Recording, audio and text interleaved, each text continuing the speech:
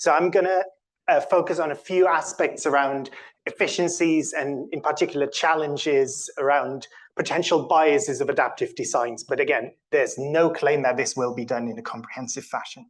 So just to very briefly recap, what we mean by an adaptive design is rather than having this design conduct but not make any changes and then analyze a paradigm that's been how trials have been done for decades, we introduce this review and adapt loop, but that is part of the design.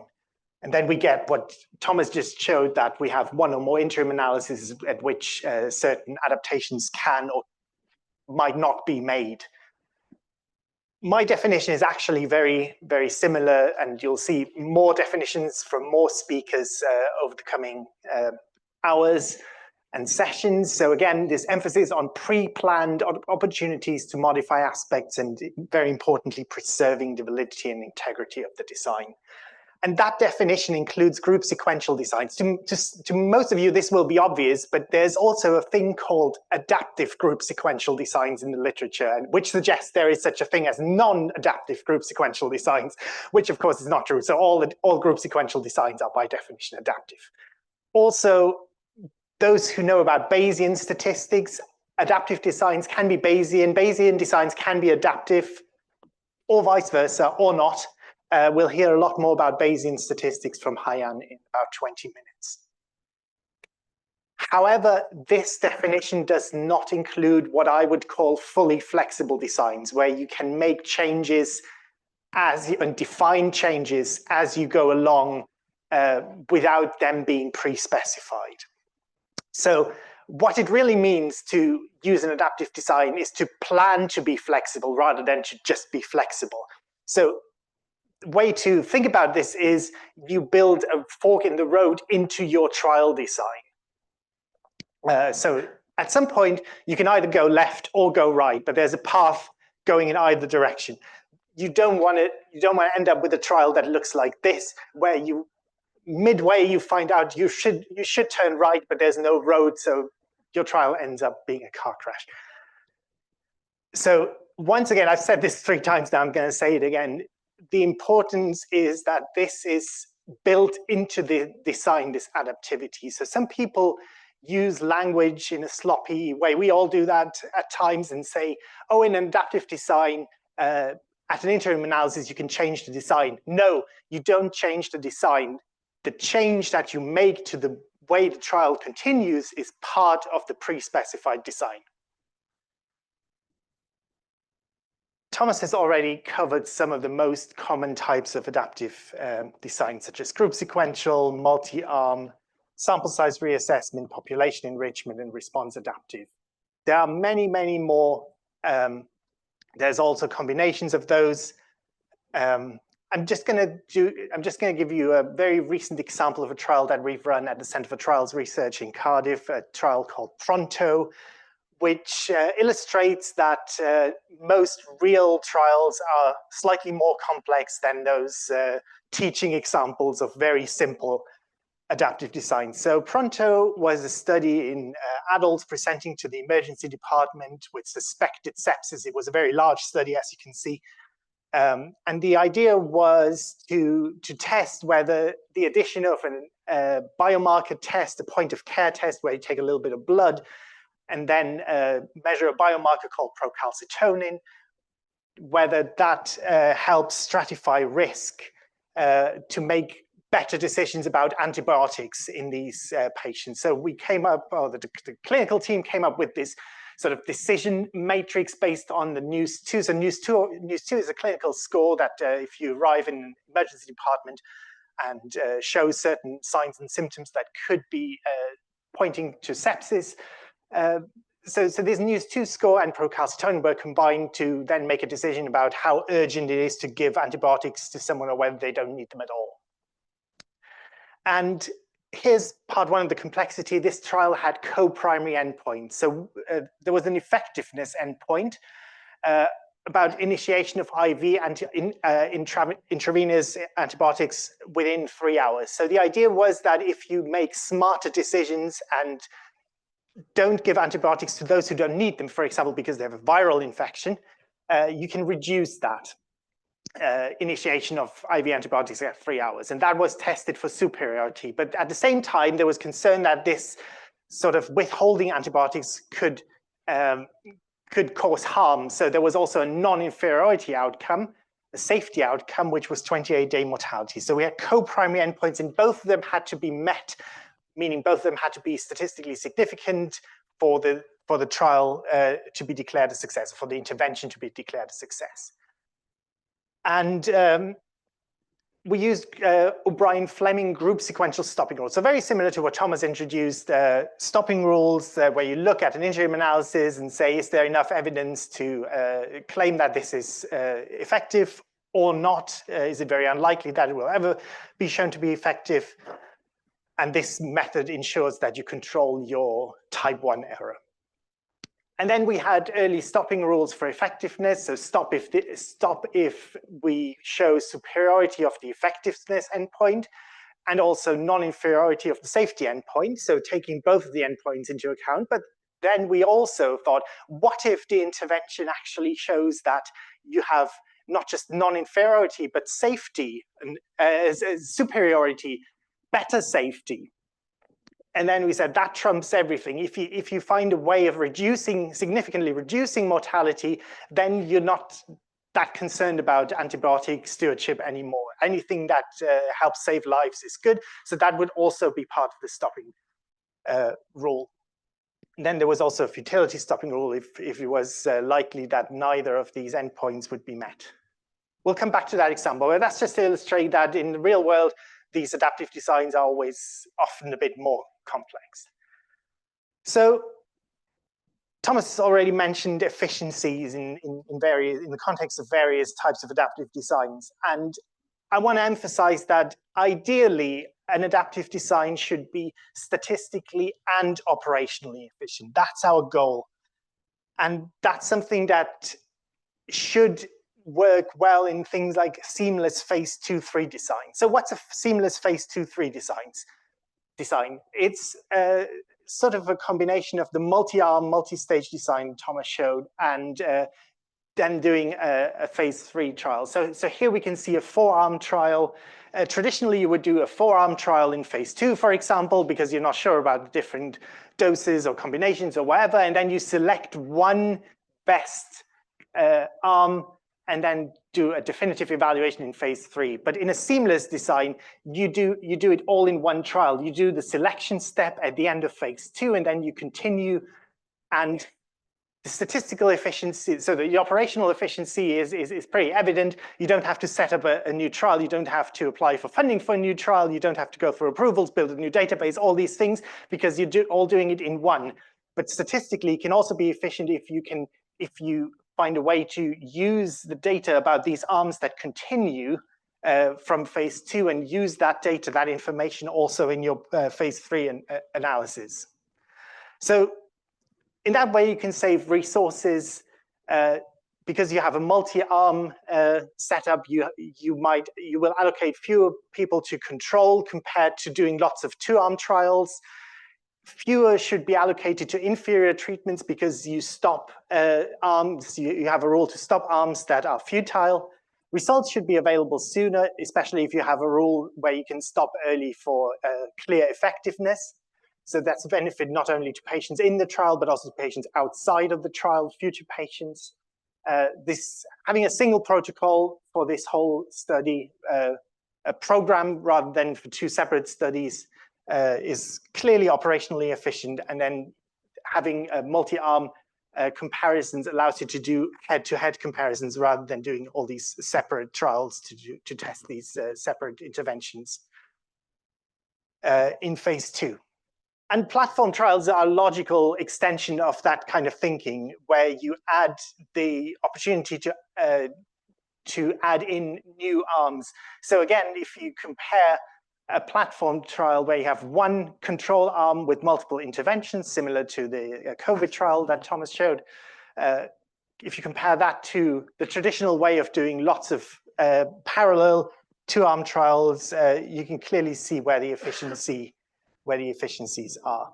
And this has been described as, so the traditional way has been described as building a new football stadium for every single game that you want to play, which is sort of what people have been doing and still continue to do for many clinical trials. Okay, so it sounds all great, but efficiency gains of adaptive designs compared to non-adaptive designs can also be partially offset by added complexity. So you tend to need more time, more expertise for design and analysis of these more complex trials.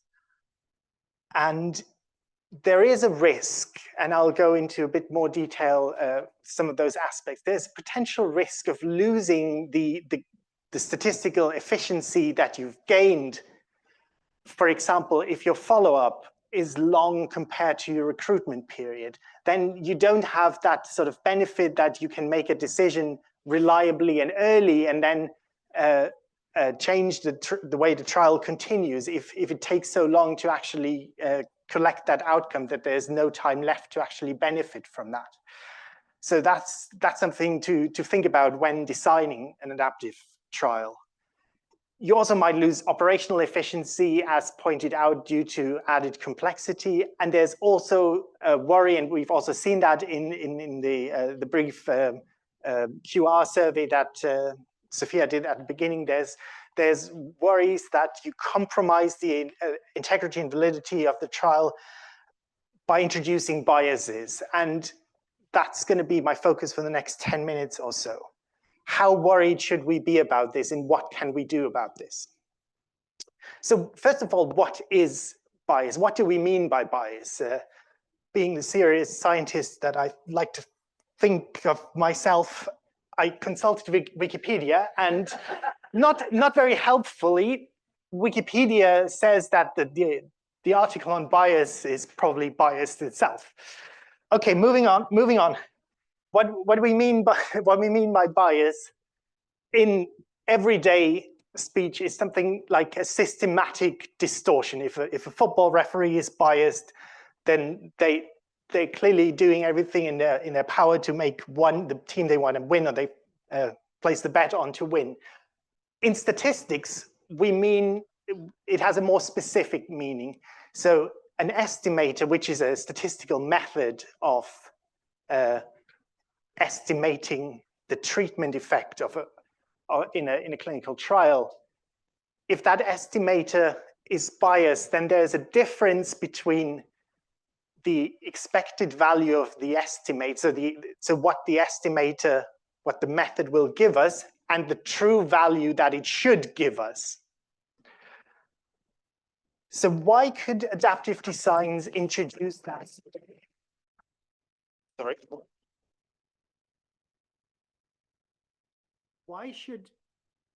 Is it still on? How or why could the use of adaptive designs introduce bias into a trial? So let's think about early stopping rules.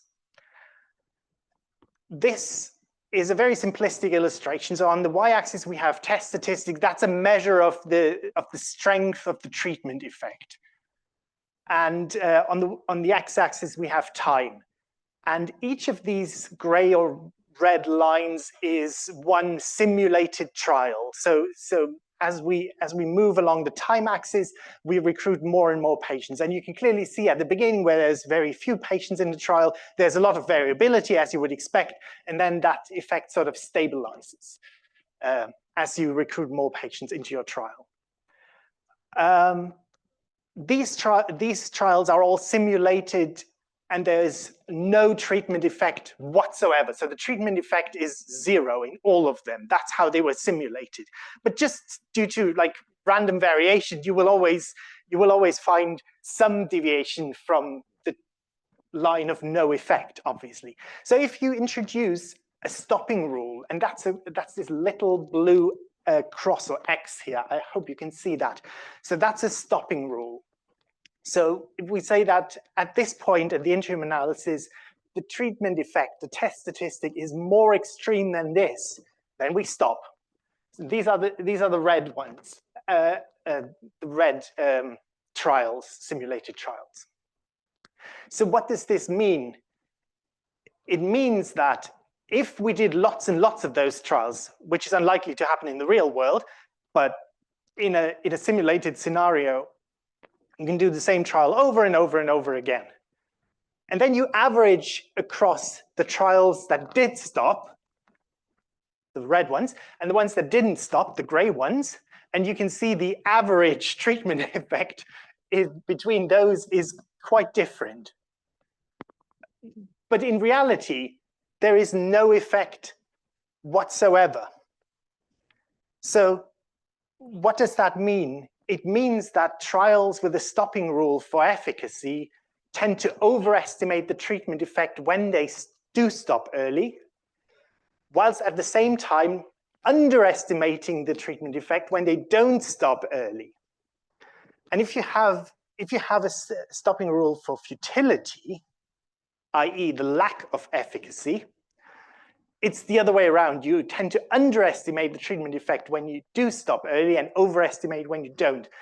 And there's little red asterisks here because the treatment, the scenarios where you have a stopping rule but you don't stop early, those are the ones that tend to be underreported. So it tends to get swept under the carpet in reports or papers that there was a stopping rule when the stopping rule isn't actually triggered. And that's an important piece of information that's often missing in trial reports. Okay, so we thought about adaptive stopping rules and bias. What about selection rules? There's this lovely paper by Peter Bauer and colleagues, it was published back in 2010, where they called bias and selection two hostile brothers. It's actually quite a good metaphor because it illustrates the fact that the better the selection works in a trial where you have a selection step, the worse the bias. It must be, but it's a slightly tricky thing to deal with. So let's look at another example. Again, I've simulated trials. So we've got 10 trials, again, with absolutely no treatment effect, but this time we have 4-arm trials. So multi-arm, multi-stage trials. So here we've got the 4 dots. So we've got 4 dots in each sort of column for the 10 trials, and the 4 dots are the treatment effects for the 4 arms. And here's 0. So on average, we would expect the treatment effects to randomly jitter around 0. And close enough. So the blue line, that's the mean of the 4 treatment effects. Close enough. But what happens if you select the best performing treatment in each of them? So here, here, here, here, and here. Well, overall, you're nowhere near the true treatment effect. There's now you've sort of created the impression that there is a treatment effect, when in reality there is none, but only because you have selected. So what can we do about this?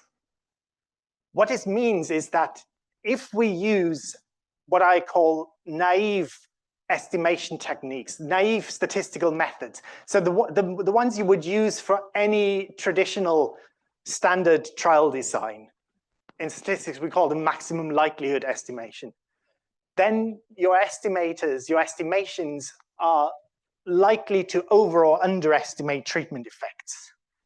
If you use traditional confidence interval methods, they're likely to be too narrow, or potentially too wide, I don't know, or otherwise mislocated. So they're not going to be 95% confidence intervals. If you, even if you write this is a 95% confidence interval, it's not going to be that. So in order to reliably estimate treatment effects in adaptive trials, you need to adjust methods, or you need to use adjusted methods that reflect the adaptive design used. And for estimating the effects, there's different classes of methods. One is called mean unbiased, That's where the expected value is the true value of the treatment effect. Another one is called median unbiased. There's a lot of fancy mathematics behind it. I'm not going into any of the details here, just to see what the thinking is. So a median unbiased estimator is one where the probability of overestimating is equal to the probability of underestimating. And if you have a symmetric distribution, then median unbiased and mean unbiased are pretty much the same thing. There are also methods called bias adjusted or bias reduced or bias corrected, where you aim to estimate the bias under a certain scenario, or perhaps simulate the bias that you would expect, and then subtract it from the naive estimator. There's also something called conditional and unconditional bias. So what do we mean when we report a conditionally unbiased estimator? A conditionally unbiased estimator is unbiased only conditional on the occurrence of a subset of trial realizations. That sounds very theoretical. So for example, if I have an estimator that's unbiased conditional on stopping early, then it's only unbiased if the trial stops early, and you shouldn't use it for trials that don't stop early. Whereas an unconditionally unbiased estimator is one that is unbiased across all possible trial outcomes. For example, regardless of whether an adaptation rule or stopping rule is triggered or not. There's also methods to adjust confidence intervals in the same in a similar way. They're called repeated or exact, monotone, simultaneous confidence intervals. And again, I'm not going into any details here. I can see lots of people taking photos. I hope that's because of my pretty face and not the slides, because I'm very happy to share my slides or let the organizers share my slides. And there's also this reference, Robertson et al. There's a total of 4 papers led by David, who's sat here, where we've reviewed all the methods out there for these adjusted estimators. Yeah, so when you think about which methods to use, there's desirable criteria such as adequately reflecting the design, having small bias, variance, actually being an interval, being narrow. But why don't people always use those methods? First of all, because there's a lack of awareness of the problem, but also because methods are not available for all classes of adaptive designs. It may be unclear which method to choose for a given trial. Reducing bias can increase the variance, which isn't great because it leads to wider confidence intervals, for example, and there might be potential difficulties with interpretation. Okay, if I can have 2 more minutes. We've now talked about statistical biases, but there's also something that's perhaps more worrying because it's harder to address in adaptive designs, and that's non-statistical or operational biases. So these statistical methods, we've seen there are clever statistical methods to deal with them, but what about the fact that if you have an adaptive design, knowledge or even just implied or mere speculative knowledge of interim results may alter the behavior consciously or unconsciously, subconsciously of those involved in the trial. For example, if you have a trial where you have a rule that arms can stop early or not, the fact that your trial that certain arms continue up beyond an interim analysis tells everyone involved who knows about this, the existence of this rule, that there's at least some promise in those arms. So you're implicitly revealing something about those arms that people wouldn't have known about in a non-adaptive design.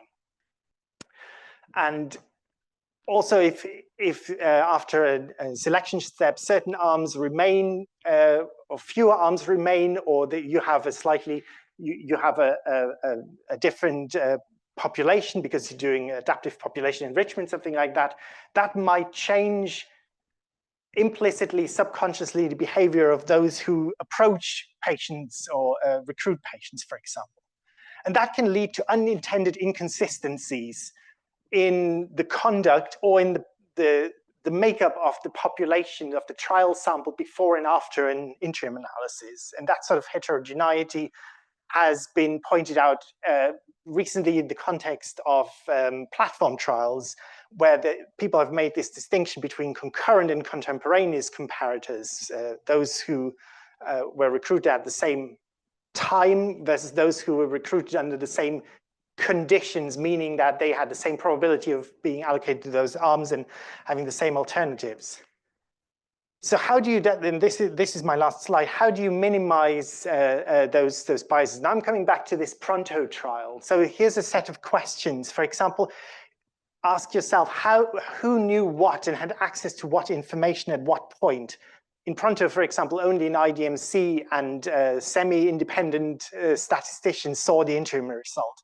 But of course, everyone was aware that the trial had stopping rules and wasn't stopped early. So again, that sort of gave away some information, if only implicitly. What adaptation rules were pre-specified and what adaptations were actually made? There was pre-specified rules, as I've shown before, and it actually one of the rules would have been triggered, but the IDMC decided to overrule it. I'm not going to go into detail as to why, but what are the implications of that? Who was supposed to make interim decisions? So had an IDMC advising an external steering committee. What was the sponsor's role? Quick answer, none. How were confidentiality and blinding maintained? So because of that independent committee making the decisions about continuing or stopping, those involved in day-to-day running of the trial remained blinded to the extent it was possible. And is the patient population likely to be heterogeneous across the trial stages? That's a yes with a big exclamation mark, but for various reasons, because the trial happened during COVID and the technical device changed and there were all sorts of things that happened. Okay, so in an ideal world, we'd have some of those things that I've just shown, like an independent IDMC, and everything is pre-specified and reported, and you look at biases via simulation, and appropriate adjusted estimates are used, and everything is done statistically correct. And that's where the ACE guideline helps, which is this extension of consort guideline, which many of you will be aware of. And that covers exactly those aspects. And that's it from me. Thanks very much.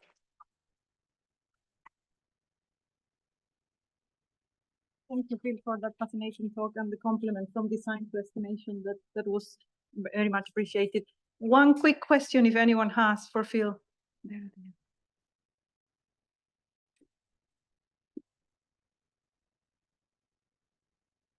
Yes, thank you. You mentioned a risk on one of the earlier slides that you showed, but did not expand, and I'm just wondering if you could take a moment to do so. You mentioned losing statistical efficiency when follow-up is long compared to the treatment period. And in oncology, we often have that, right? We have long follow-up periods to detect, for example, progression-free survival, which is a common primary endpoint and very important in these trial designs. So I'm wondering if you could just briefly comment on this. Yeah, that's very true. You often have endpoints. So the endpoint of primary interest is a very long-term endpoint. So you would usually use a shorter-term endpoint for the interim analysis. Is that what you're doing in your trial as well? Well, you have to, because as an example, if you recruit over a 2-year period, but your primary endpoint is survival at 3 years, then the first patient recruited will report their endpoint after the recruitment has stopped. So no adaptations that you make will have any impact. That's an extreme example, of course. So that's always a consideration. I think there's one more question. Okay, we'll allow one more quick one. Thank you. Just checking the ideal world scenario. So let's go into the real world, I suppose, instead. But when you were talking about classes of adaptive designs for which there are methods that are not available to estimate the uncertainty, for example, the confidence interval. So should these methods, those adaptive designs, be sort of not favored? Banned? Are they ethical? No. We're not banning adaptive designs. No, but it's a very good question. I'm joking. No. I said classes of adaptive designs for which you cannot reliably estimate the uncertainty. No, It's a very good question. You can always do something like simulate the bias, for example, or do a bootstrapped estimate. I don't know if you're a statistician. So there are ways around that. But what I'm saying is there's not an off-the-shelf method that you can easily use for some more complex adaptive designs, which you can just like find in any software package. So you might have to do your own simulation study. But if the design is worth it, then that additional statistical work is certainly worth it.